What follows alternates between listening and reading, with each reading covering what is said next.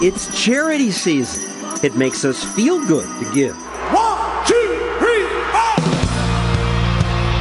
4! That's why big stars do a concert to help storm victims. You got me right now, hey, hey! This does help people, but I bet greedy businesses trying to make more money help people even more. Ted Turner didn't like that idea.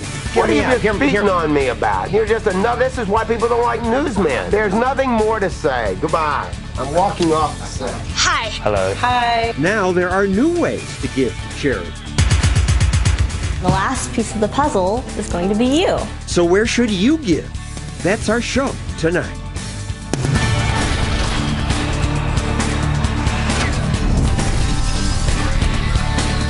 And now, John Stossel.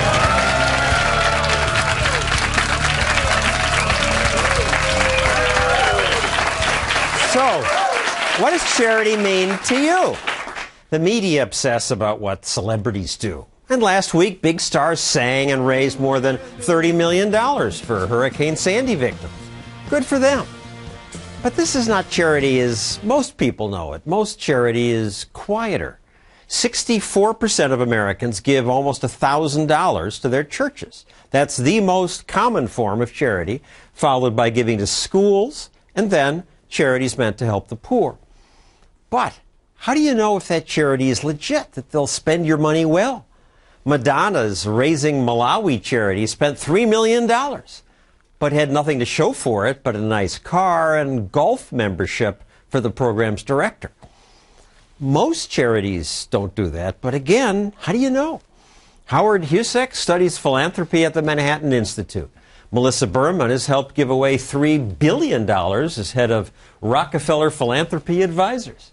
David Conliffe runs a nonprofit that uses the profit motive to try to help jailed teenagers go straight. So, David, the profit motive, what's this new form of charity? Well, let's be clear, it's not simply the profit motive. We also happily accept donations. However, saying that, Goldman Sachs has issued the nation's first social impact bond, and we're the lead recipient on that social impact bond, and proud to be so. A social impact bond. This means that Goldman Sachs puts up $10 million. Correct. And says, we think your group can help young convicts not become repeaters. The social impact bond's effort is to say, let's take people who know how to bear risk, how to test effectiveness, like Goldman Sachs. They can look at the model. They can look at what's being presented carefully. And if it works, Goldman gets money back with a return. And if it doesn't, they lose it. They lose a significant portion of it. So they've looked at your group, and they think you can help these kids. And if it works, as defined by some measure the mayor makes, I guess, they'll pay you back, pay Goldman back plus 25%? Well, the measure is whether these kids go back to jail. So, Melissa, you look at charities. You've given away $3 billion. That's must be... Not all by myself. So, is this an exciting new development? This is one of the most exciting new ways to think about how philanthropy can make change happen. And whether you're thinking about philanthropy in the traditional definition of just giving away money and hoping for the best, or if you're thinking about philanthropy as a way to use money to invest for social benefit, there's a whole range of options that people have now. And it used to be you'd give away money, hope for the best. This is no longer cool among rich people. Now they want a new measurement. That's right. They want to have a sense that their money is going to be achieving results, and they want to be part of tracking what's working, and they want to start to see things happen faster than they have been. And in addition to demanding standards, there's more of this going on now. There's a new competition among rich people. Yeah, look at me. I'm doing good for people. It's, from our point of view, this is a really virtuous cycle. There's something, you could think of it almost as a global culture of giving that's developing among the top echelon of wealth holders all around the world. They see each other, I thought they it was do business together. The Forbes 400 list this year. Yeah. Was all about what they're doing for charity. Right, exactly. We're throwing a lot of spaghetti at the wall to see what will stick. And Howard, you don't throw spaghetti, you do something else. Well, we have at Manhattan Institute a program to give awards to good social entrepreneurs. We tend to focus on organizations that are working outside of government because we think traditional civil society, is the phrase people use, have more flexibility than those who are government contractors, because that's the big change that's happened to charities in the last generation.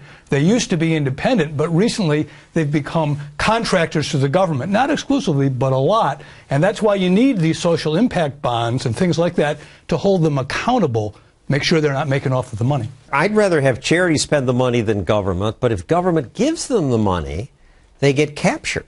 If government is giving them the money, taxpayers want to know that they're getting something for it.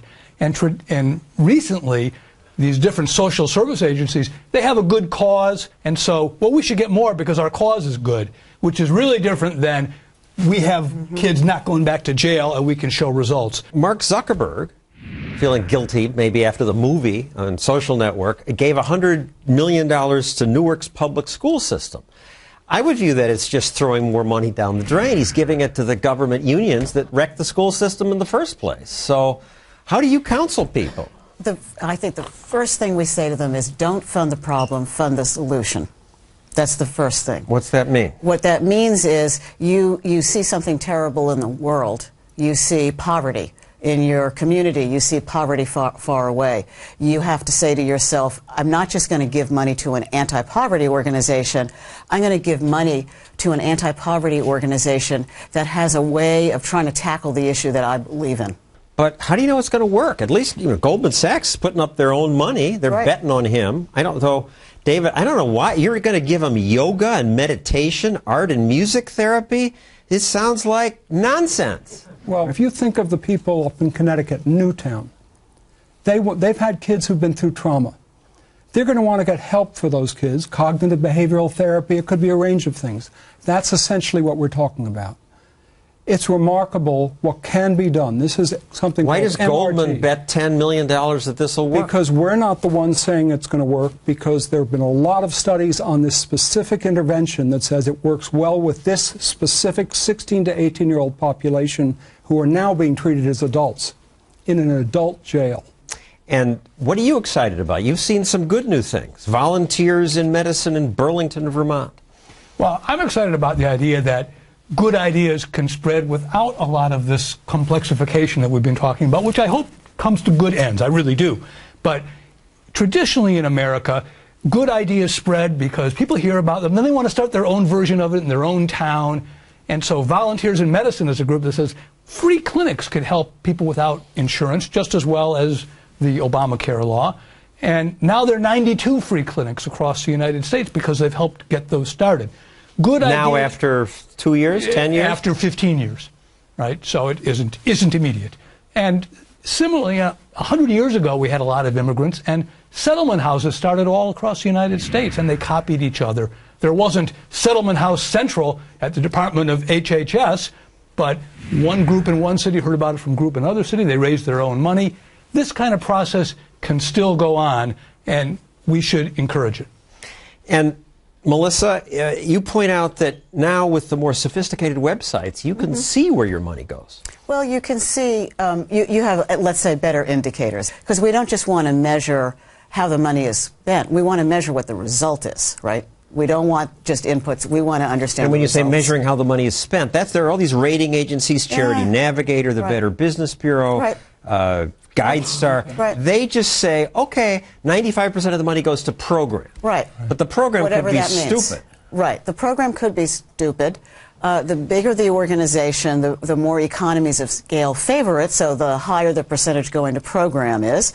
And the smarter the person who's filling the form out, the better they can allocate their expenses. They learn how to game these systems. In addition to things like Charity Navigator, you just made the point. They just look at the budget. There is now a group that looks at the impact. Social Impact Exchange. And it's called the Social Impact 100. And it looks to try to look at education, health, youth, a whole bunch of different things, poverty, and tries to find the best organizations. And it's on the web. People You're mentioning this because your group is on their list. Well, we're proud to have been selected, but it was not easy to go through it. You had to be nominated. You couldn't apply. They then had independent groups of experts evaluate it. and look at the results. On the results part, as people think about where they're going to put their money in this charity season that you mentioned at the beginning of this program, just the fact that an organization would say, we have a goal, this is it, we're trying to reach it, even that's a good thing. Even that modest pretense actually sets them apart from a lot of groups that only have a good cause. And one more thing to think about on that note, who gives more to charity, conservatives or liberals? Conservatives, much more. More money, more time, more blood. For what reasons? We can discuss that in the Q&A later. But thank you, Howard, Melissa, and David. When we return, might greed be better than charity? Yeah, greed pursuing profit. We'll debate that next.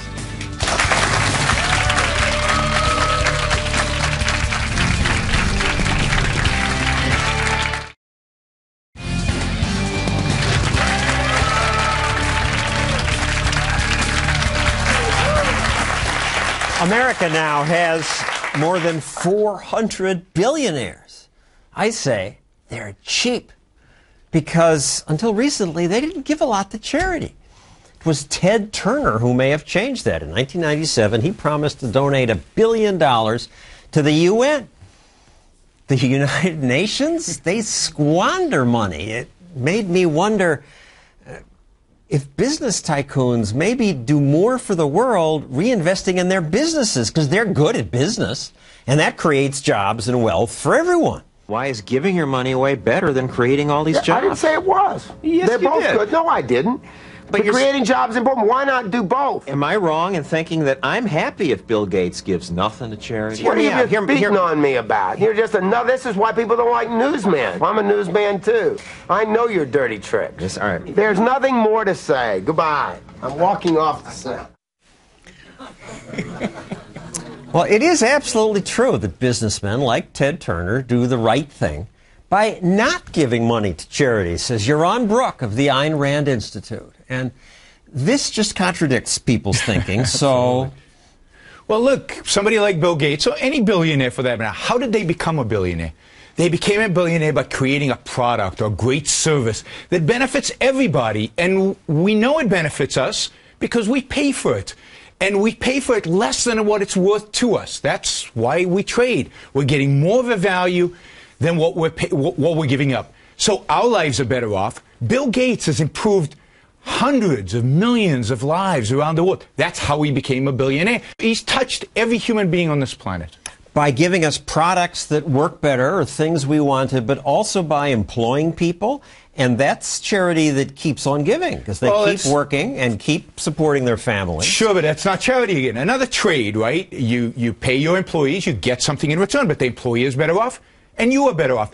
And it's not just his employees. What about all the companies that provided software based on the Microsoft platform? What about all the companies that created computers to run the software that Microsoft created? What about all the people that just use that software and as a consequence of that software have become more efficient and become more productive and been able to create better products and better services for all of us? And when you start thinking about the multiplier effect here, $50 billion for Bill Gates, I mean, that's nothing. That's nothing as compared to the value he has added to the world. That is much greater than the value he'll ever add in any kind of charitable activity. Well, let's argue that. I mean, he's spending billions, and he's applying his critical thinking skills to charity. He tried some ideas in education, like small high schools, and dumped it when it didn't work, finally actually taking measurements. Yep. And so, could he have reinvested more money in Microsoft and helped more people? Probably. Well, I don't know. Well, first, it's his money, so he can do whatever he wants with it, and he has a right to do whatever he wants with it. The issue is this. He gets moral credit not for all the jobs he created, for all the wealth he created, for taking care of himself. He gets no credit for that. Quite the contrary. Right? We sent the Justice Department to go after him. He's considered a greedy businessman. It's all negative in spite of all the hundreds of millions of people he's helped because he benefited at the same time. He shifted to charity. Suddenly he's a good guy. I mean, he's going to do good with his charity, and he's a smart guy, as you said. He's going to apply it well. but he is going to do a lot less good. And my complaint is not that he's doing the charity, is that we as a society value not the creation, not the building, not the accumulation of wealth, which is what America is really about. What we value is the charity. Yeah, it's going to have good impact, but is that what's important? Is that what's uniquely American? Is that what freedom actually leads to? No, that's a side issue. Charity's fine, but not the source of virtue. The source of virtue is the creation and the building. You recently went to an awards ceremony where they're giving people a Lifetime Achievement Award. Businessmen, right? And they read these long bios. And those bios, they dedicate 1 minute to their business achievements, 9 minutes to their philanthropy, their community service. What a perversion, a moral perversion. The benefit that these businesses have provided, if you will, their communities, but also their own lives and their families, the reason they should feel proud, the reason they should feel good about their lives, the self-esteem, the happiness they generate from life comes from their work. Yeah, the philanthropy is fine. It should be 1 minute. I'm not saying ignore it. Put the 1 minute, but give us 9 minutes for their business achievement, for the effort, for the work, for the struggle. I mean, business is not easy. It's a struggle that they put into. That's what they should be getting the awards. That's what they should be getting the accolades for. When I interviewed Ted Turner, I asked him about other billionaires who he thought were cheap, charity, and he said there were people he thought should give more. Here's his answer. Warren Buffett. He's a wonderful guy, and he's going to give all his money away when he dies. But he could live another 20 or 30 years. He should give some away now. So you would argue that, hey, he's a good investor. He's creating wealth by enlarging Berkshire Hathaway? Absolutely. He's one of the most phenomenal investors, despite the fact that I disagree with everything he stands for politically. He's a phenomenal investor. And he should be investing. He's creating real wealth. He's creating wealth for himself, for his shareholders. He should get all the congratulations for a job well done, whether he gives a dime of it to charity or not. Right, well, that's not happening. Instead, he and Bill Gates launched this giving pledge, where in his case, at least he's saying, you know, give it when you die. I'll keep working when I'm alive. And 92 billionaires have pledged to give away at least 50% of their wealth. See, I'm not concerned about that. What I'm concerned about is the motivation. It strikes me again, goes back to this awards ceremony. It's the guilt businessmen feel that I think is an enormous injustice. It's wrong for businessmen to feel guilty about their success, about the wealth creation, and feel like they need to give back as if they took something away from anybody. I hate that term. So it's the way Bill Gates and Warren Buffett guilted these billionaires into giving the money that I find objectionable, not the fact that they're giving it. Let's talk about some of these guilty businessmen, though. They've been calling them robber barons. Yes. Rockefeller, he had an oil monopoly. He got so rich. What an evil guy. The richest man probably in American history, richer than Bill Gates. It's just a smear. This is the guy who gave us light. The life of an American before Rockefeller established a so-called monopoly consisted of daylight, and then you went to sleep because there was nothing to do at night. Whale oil, which was what we used for lighting, was so expensive most Americans couldn't afford it. By establishing economies of scale, lowering the price, the exact opposite of what people believe monopolies would do. Lowering the price of kerosene at the time, and then you got light. And people actually, they extended. Think of the benefit to humanity, the benefit people got, individual Americans got from Rockefeller's monopoly, and yet he's portrayed as this evil monster. You know, we wouldn't have... He may have even saved the whales, because we didn't need the whale oil anymore. The whaling industry was destroyed by kerosene. And, of course, he made the internal combustion engine possible, because by the time that came about and the automobile came about, oil was so cheap because of Rockefeller and people like him that it was now economical to have automobiles. Well, your kids won't hear in environmental science class that Rockefeller He did save the whales. There's no question about that. Thank you. You're on Brooke. Coming up, a new way to fund all kinds of things. So the idea is this. I'm writing a book. A feature film. Stop motion animation. Sci-fi music video album. Woo! We need you to be a part of this. We cannot do this without you.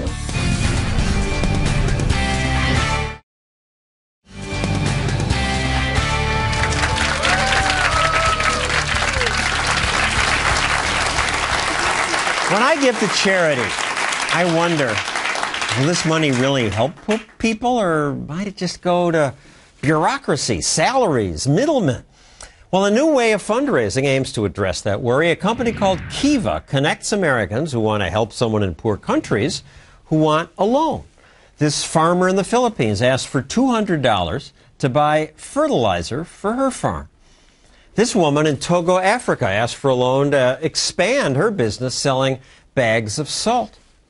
Sounds very nice, but wait a second, who keeps track of the money? How do I know it really goes to those people? And what are the odds that I'll get paid back? It's called a loan. Well, Kiva's founder, Premal Shah, joins us now from San Francisco. So, Premal, how do I know I won't get scammed if I give through your charity? Well, we at Kiva spend our time making sure that the loans on the website that are posted are legitimate. And we do this through three methods. The first is we vet local field partners around the world to make sure that they're legitimate organizations. They're the ones who are taking photos, posting up the business plans of the women and men that you talked about. A farmer in the Philippines, a woman who wants to buy a cow for a dairy business in Kenya. The way they get up onto the website is a local field partner, and we vet that local field partner. Then we follow up by auditing that field partner to make sure that the data on the website is actually true. And when it's not true, we make that transparent on the website and we shut down that field partner. And the third thing, and this is what's exciting about a loan versus a donation, which is the proof is in the pudding. As you start getting repaid on Kiva, you know that that business has actually earned enough money to pay you back. And when you can get repaid, you can withdraw that money back to your bank account or re-lend it to another entrepreneur around the planet. And looking at these businesses and the distance involved, I would think most of the people don't get paid back. Well, actually, in the last 7 years, the repayment rate is 98% on the website. 98% of the loans get paid back. I mean, it's hard to believe. Why? Oftentimes, the poorest people on the planet, the 2.5 billion people who are underserved by banks and who live on less than $2 a day, they don't have collateral and they don't have credit scores like a lot of us here in the United States has. However, what they do have is they know their friends and neighbors in their village, and they self-select into groups of, say, 8. And then all 8 of the women, and typically loans go to women on the Kiva website, over 80% of the loans go to women.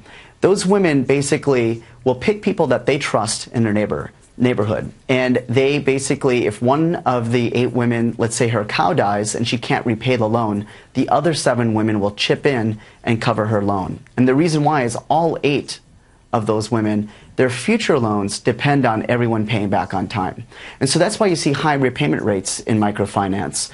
And it's also a testament to the working poor, which is if given the opportunity to get access to capital, it's their lifeline out of poverty oftentimes, and they take it very seriously. They handle the money with care, and they know that they can get access to future loans if they pay back the current one. And I congratulate you in that you started Kiva not that long ago, in 2005, and yet already the total lent, hundreds of millions of dollars, 857,000 lenders, I assume more all the time. Thank you, Premal Shah. Thanks.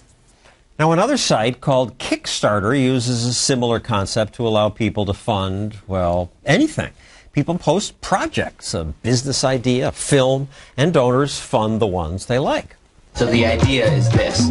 I'm writing a book. A feature film. Stop motion animation. Sci-fi music video album. And so do they actually get money from these internet pitches? Well, yes.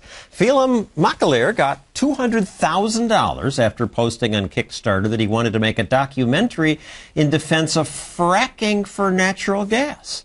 3,000 people gave you money. Yes, 3,300 people, almost $250,000 in 2 months. And you wanted to make this movie because what?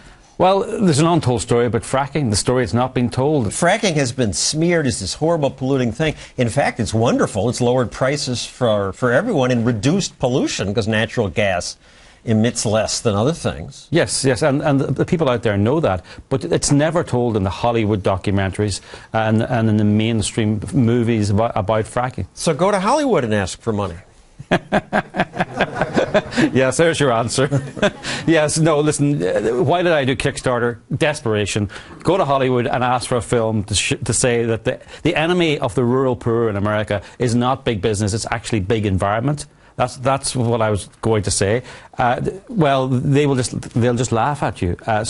Instead, they make a Matt Damon movie called Promised Land, which says fracking's evil. Yes, and it's worse than evil, in fact. So yes, that's what's there. Matt Damon is going to tell you that fracking should be banned, and the people of America out in the heartland know that it's good for their communities and brings lots of good things. I thought their story had to be told, and I asked the people of America to fund me, and they did. And on Kickstarter, you offer different rewards. If I give you $1, I get my name in the credits. $20, I get a DVD. $125, I also get a film poster. And this motivated people to give you $200,000. Yeah, well, anyone who gave us $1 automatically became an executive producer, and I felt it was I felt it was very important, because this is a film by the people for the people, and that's what Kickstarter is allowing people to do. It's democratizing the documentary movement. No longer will Hollywood, with its billionaires and millionaires, be able to decide what's a documentary now. People out there with their $1 and their $10 and their $15, and you can still donate to me, actually, if you want. No, actually, Kickstarter has closed, but people out there with their small donations are going to upend Hollywood and upend the means of making documentaries, and it's fantastic. Well, good luck with your movie. I hear Mark Cuban has bought it, and he's going to put it somewhere? He's going to put it on Access TV on January the 22nd, 9 p.m. Eastern. It's going to go up against Promised Land, which is coming out around the same time. There's going to be another voice out there, which is fantastic. That's what Kickstarter has allowed us to do, have another voice from the billionaire Hollywood urban elite. Democracy in fundraising. Thanks, Philip. Coming up, my charities, and a charity story that got the biggest film audience in history. It exceeded every expectation that everybody ever had.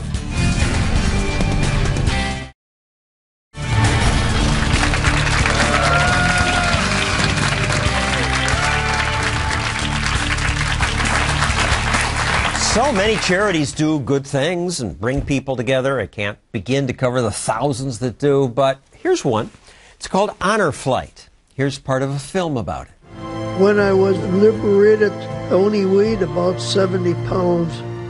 There's only 3 of us that survived. Your heart just goes, oh, man. It took 60 years for us to build a memorial to these guys. They never got the welcome home that they deserve. He has cancer. He kept saying, I'm going to be strong enough to make it to the World War II Memorial. We fly World War II veterans to see their memorial at no cost to them. Well, Clay Broga produced that movie, and Renee Riddle helps run Honor Flight. So what's Honor Flight? Well, Honor Flight is a national network, 117 hubs across this country made up entirely of volunteers. And these volunteers just want to give our World War II veterans one of the best days of their lives. And they do. They write us and tell us, next to the birth of my children and my wedding day, I just had the best day on an honor flight. And you fly them to Washington, D.C. Because the World War II Memorial was not even built until 2004. It was the last of the war memorials to get built. And so that was 65 years after the end of World War II. By that time, the World War II veterans were all in their 80s, in some cases their 90s, and didn't have the means financially or physically to make it out there. Very few of them have ever seen this. Amazingly, many of our veterans haven't even flown since World War II. So Honor Flight raises money locally, and we completely fund these flights. Many of them are chartered flights, and nationally over 100,000 veterans have now had a chance to see their memorial. And it's really more about than just a trip to Washington, D.C. It's about saying to a veteran, thank you. Even after 70 years, we know what you did and your sacrifices mattered. And to give someone that gift in the final chapter of their lives is amazing. And Clay, you hear about this and you make a little movie about it, or you start to make a movie. You post it at reason.com. That's right. My business partner, the director of the film, Dan Hayes, he posted the video. It was Veterans Day 2009 online. It got 35,000 views, which is pretty good online, but more emails to him and us than ever before, with women and men saying, I'm crying, this reminded me of my father, my grandfather, and I'm just reflecting on what it means to be an American. So you wanted to make more of a movie based on that. And We kind of had to. We got hooked, and the next thing we know, we quit our jobs. We start a company to make the film. We go on the flights, and once you go on the flights, you understand.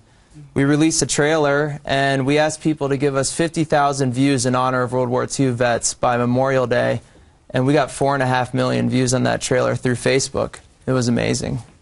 And the vets go to Washington, they see the monument, and then spend the full day in D.C., and then they're flown back home. And in the case of your group, to Milwaukee, where you prepare a homecoming for them. So by the time we land back in Milwaukee, a lot of these guys are very tired. They're in their 80s and their 90s. They know that there's going to be a homecoming. They have no idea what it's going to be. So you walk along with them. In the distance, you begin to hear this sort of rumble. My brother, he has no idea what kind of gathering has come about here. He's going to be just shocked.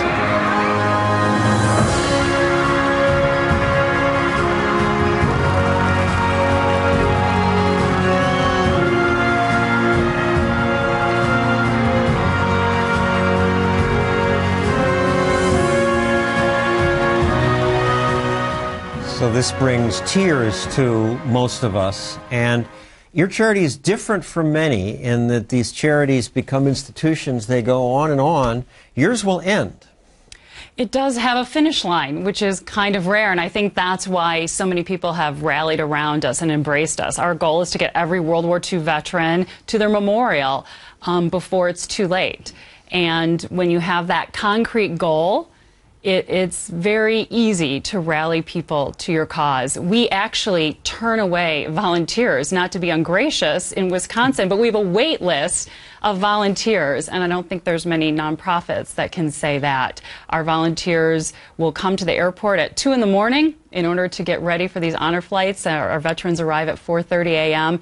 It's a long day, but we can't keep them away. And the volunteers pay $500? Every veteran has an escort who pays $500 for that privilege. They pay their own way. And this will end. One World War II vet dies every 90 seconds now. That's true. So you make the movie and then you play it in an unusual place. And they said, why don't we do the premiere at Miller Park, the home of the Milwaukee Brewers? So we said, all right, sure. And together we filled that stadium with over 28,400 people, and it set a world record. Guinness Book certifies it as the biggest film audience they were in there. one place. Okay. Well, thank you, Clay and Renee. Coming up, the best places I found to spend my charity dollars. And next, your questions for our guests.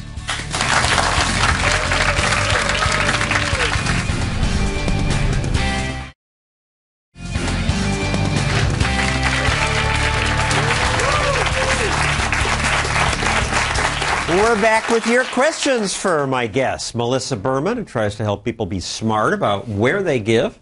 Huron Brook of the Ayn Rand Institute, who, like Ayn Rand, says, go ahead, make money. Don't let them guilt you into giving to charity. And Renee Riddle from the charity Honor Flight. So who's first? Yes, ma'am. Would it align with Ayn Rand's objectivist philosophy to donate to a charity that also aligns with your own rational self-interest? Absolutely. Ayn Rand certainly wasn't against charity. She actually gave charity, but she gave to causes she believed in that aligned, as you said, with her own self-interest. But doesn't everybody?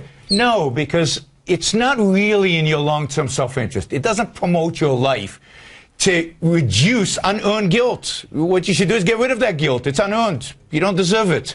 So when we guilt businessmen into giving, it's not in their self-interest. Yeah. Hi, this question is for Renee. You were saying that your Honor Flight program is coming to an end. Will you try to replicate this program with the future generation and future veterans of this country?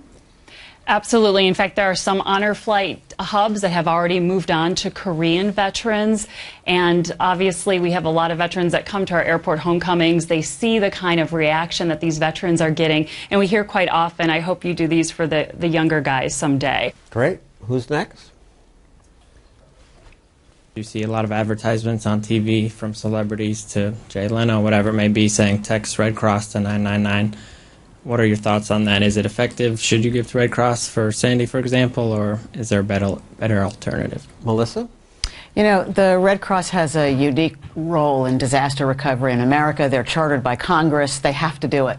They're the only ones who really have to show up, and they have to show up in martial volunteers.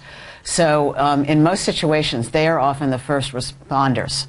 But for many of us, there's sometimes an opportunity in these circumstances to kind of take a step back and say, okay, lots of people are going to help the Red Cross with their funding needs, but what could I do, maybe not in the first day, but in the second week, when you start to see the pattern that, you know, what people really need are things like to help fix up their houses in the places that got flooded, or we need more meals for the elderly who got stuck in buildings and who couldn't get downstairs. So sometimes it can be good to be a little thoughtful and to wait a bit.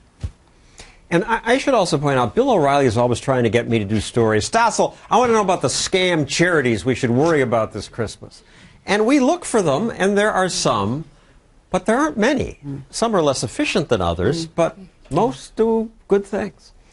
Who's next? There's been a lot of discussion lately about changing the tax code to limit deductions, and the deduction for charitable contributions is one that everyone says we must keep. I'm wondering if you all agree on that, especially the gentleman from the Rand Institution. No, I don't believe we should keep it, as long as we're getting rid of all the deductions. I believe that to the extent that we have a tax code, it should be as simple as possible, with no attempt by the government to dictate, you know, what they think is a good use of the money or not good use, what you should get deducted. Social policy should not be done through the tax code. We should eliminate all deductions. And people would still give. They would give. You disagree? I think that point of view has a great deal of merit to it, but I would respectfully say that the charitable deduction is an important part of the fabric of American life. We don't have giving because we have a charitable deduction. We have a charitable deduction because we value it. And I think that it's an important mechanism that helps link communities. It creates a lot of social capital as well as the good it does. But the deduction doesn't do that. I think that it's a signal to us in our country of a set of values that we have. And Okay. I'm fine with From social Facebook, policy. a question. Kimberly Heiser says, do you think it's better to give of your time or of your money? For you again, Melissa. Sure. I think that it's great to do both. I think that one of the best You got to ways... pick one, time or money. Oh, no, I don't. No, I don't. I think that the best way to really understand how a charitable organization is working and the best way for you to be useful in helping them achieve their mission is to put your time where your money is, and vice versa. And I should just add that people who give time and give face-to-face self-report that it brings them more happiness. Yep. Thank you, you're on. Melissa, Renee, coming up. Why good giving helps more than government helps.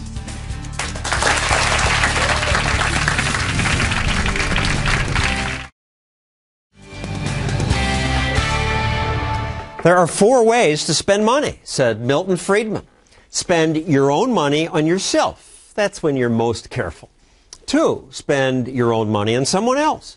We do a lot of that at Christmas time. Spending on someone else is less efficient because sometimes we buy the wrong stuff, but it gives you that warm glow that you get when you do something for others.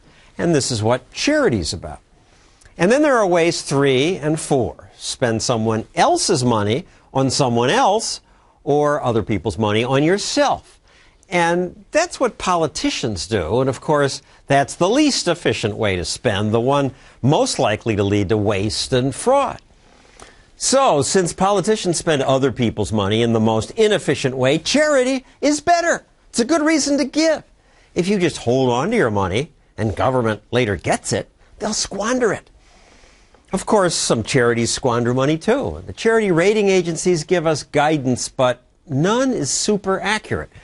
It's why I give to charities that I can see personally, so I can keep an eye on how they spend the money. I see how Catholic charities educate kids and do a better job than government for much less money. I can see how my city government left Central Park a dangerous mess until private charity made it safe and beautiful. I can see these ex-cons working for the Doe Fund. The men in blue pick up trash that government doesn't pick up around my neighborhood. And after Superstorm Sandy, Doe Fund workers did a ton of cleanup. From what I saw, they helped more than government. And not only are charities more efficient than government, it feels good to give.